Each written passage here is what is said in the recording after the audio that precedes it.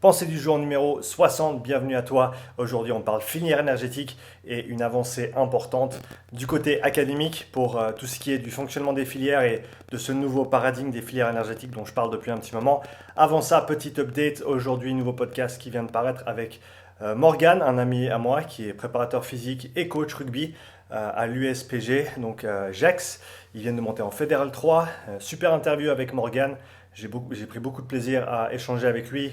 On parle de son processus en tant que prépa, de comment il utilise les data GPS, l'analyse vidéo, conditionnement, ses approches au testing physique aussi, ainsi que comment régler les situations un petit peu difficiles ou délicates en tant que coach et en tant que staff, en sachant que Morgan a été joueur aussi.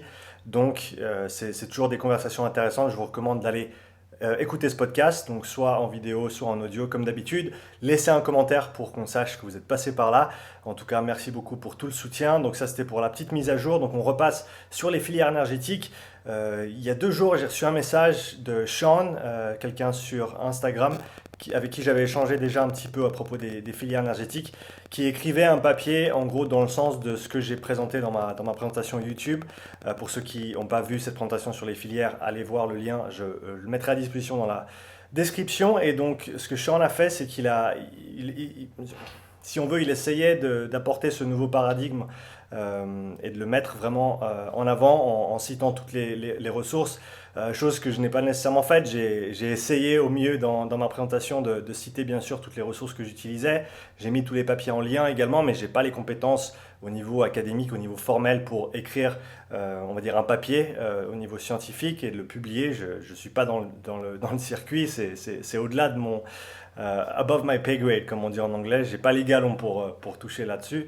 Donc, lui, il l'a fait et il vient d'envoyer son article pour qu'il soit publié. Donc, c'est en anglais. Je mettrai le lien dans la description sous la vidéo. Donc, va lire l'article. Si tu n'arrives pas, parce que c'est difficile avec les mots techniques en anglais, fais un copier-coller dans Google Translate, fais-le traduire en français. Ce sera assez proche pour que tu comprennes un petit peu ce qui se passe en tout cas. Mais encore une fois, va checker la présentation YouTube aussi. Donc très très important dans le sens où on a maintenant un papier référence, si on veut. On va avoir un papier référence qui va nous permettre de pointer du doigt, on va dire, ce qui est la pensée actuelle. Par rapport à ce qui était l'ancien modèle avec les 3 filières segmentées dans le temps, etc. Alors qu'en fait, tout fonctionne en même temps. Il y a une implication du glycogène qui est importante également. L'oxygène joue un rôle prépondérant dans tout le système au niveau énergétique. Donc, c'est toujours des constats intéressants. Et voilà, quand il y a un papier qui est publié et qui permet de mettre tout à niveau, si on veut, ou de mettre la pensée à jour de manière formelle et académique, je pense que c'est très important de le citer, d'où cette petite pensée du jour. Donc on a finalement quelque chose de concret sur lequel on peut s'appuyer.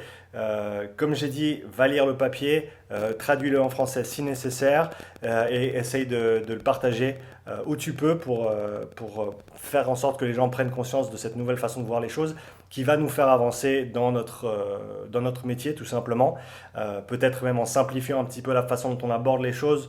On n'a plus besoin d'utiliser des termes compliqués comme anaérobie lactique.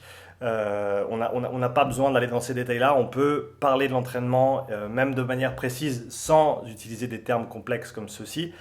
Ça requiert une petite mise à jour, voilà, de la façon dont on aborde ces choses-là et les questions de préparation physique au niveau conditionnement, endurance, etc.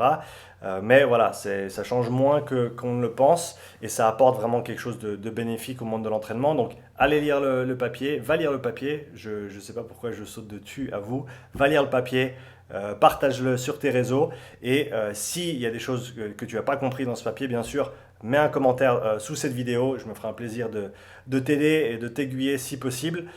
Je sais aussi que Gaël Lemaître, qui avait apporté quelques corrections à ma présentation, est toujours dans les parages. Donc Gaël, si tu regardes cette vidéo, n'hésite pas à creuser un petit peu dans cet article et à nous dire ce que tu en penses dans les commentaires. En tout cas, merci à tous pour votre soutien. Allez voir cette interview avec Morgan et allez lire le papier, lien dans la description. Bonne journée, ciao.